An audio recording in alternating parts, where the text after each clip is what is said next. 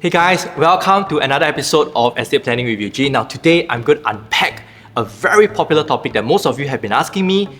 Well, it's online will platforms versus a physical person.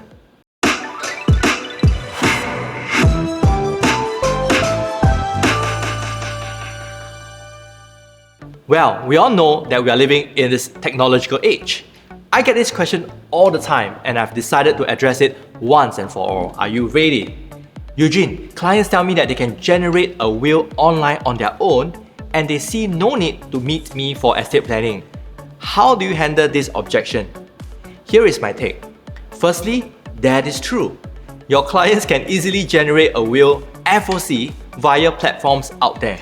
And not just that, they can be paid $5 up to $10 Grab or NTUC vouchers just by completing their wills. And do you know what happens after that? You know, right? Your client fills up the form, they generate their wills, and then someone else will call them to cross-sell other services, and now they have become a lead. While that statement is true, the later part is untrue. Clients decide on having it done online mainly because they have not seen your value in estate planning. Let's put it this way. There are so many health tips around, right? You can find them online on YouTube videos that teaches you how to build and exercise and build your muscles. But do you know that people are still signing up for yoga classes, Pilates, personal training, and also group training sessions? According to Statista.com, in 2022 alone, the gymnasiums in Singapore recorded approximately 3.05 million attendees, up from 1.97 million in 2021. According to this Straits Times article, it states that fitness trainers in Singapore see increased demand as their clients prioritize personal health and wellness. You get the drift. DIY platforms versus meeting a physical estate planner. Let me share with you a recent story. A few months back, I met up with this client's father, where the client actually told me that his dad wanted to write a will. So his dad had two children. One of them is my client and another his daughter, right? So brothers and sisters. So when I first met the father, he started the conversation by telling me that his wish is very simple. Sounds familiar, right? And he foresees that his will be very basic. And his main instruction was mainly to just will his landed property, which is worth around $6 to $7 million in Serangoon area, to his son. And the son is also my client, remember? So, you see, he wants to appoint his son as the main executor. Now, it sounds very easy and straightforward, right? But something in me just didn't felt good.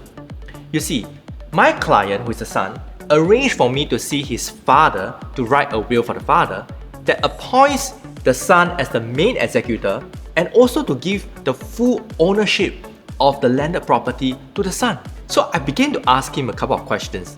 So some of the things I asked him would be like, now, Mr. Tan, why are you only giving your son the property?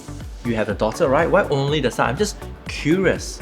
And I began to ask him the second question. Now, for executorship, do you know that you can appoint both your son and your daughter together as joint executors? Do you know that? And question number 3, is your daughter aware that you are writing this will?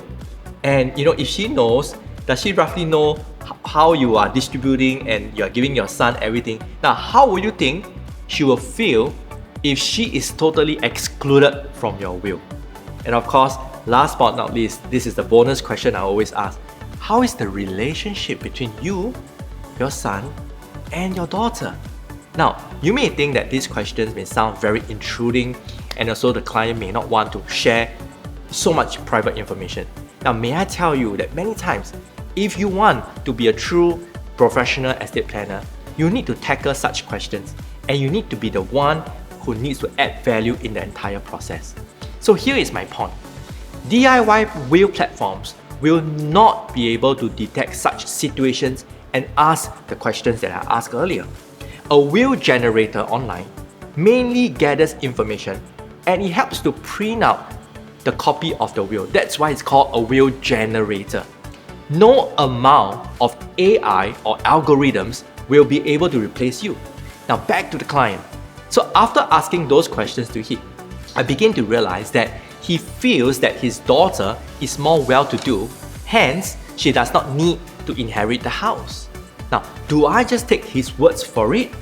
Or should I ensure that he informs and does everything only after he has informed the daughter or he has thought through the questions? So I told the client this. I said, why not you go back and you just discuss and inform your daughter, because this is a very important matter, and as much as possible, if she has any unhappiness, it's good that she voice out now in her lifetime, and so you can plan the will in a better way such that it minimizes any conflict when you were to go. You see, in estate planning, do not leave all these things to chances. By thinking just because she is wealthier, she will be okay and she's fine, but it doesn't sit well with me as an estate planner, because I ought to be objective when I'm with the client. As an objective estate planner, don't be an order taker. Alright, many times estate planners are just taking orders and they don't add value. But the real estate planner can uncover the inner thoughts and bring valuable experience to the client.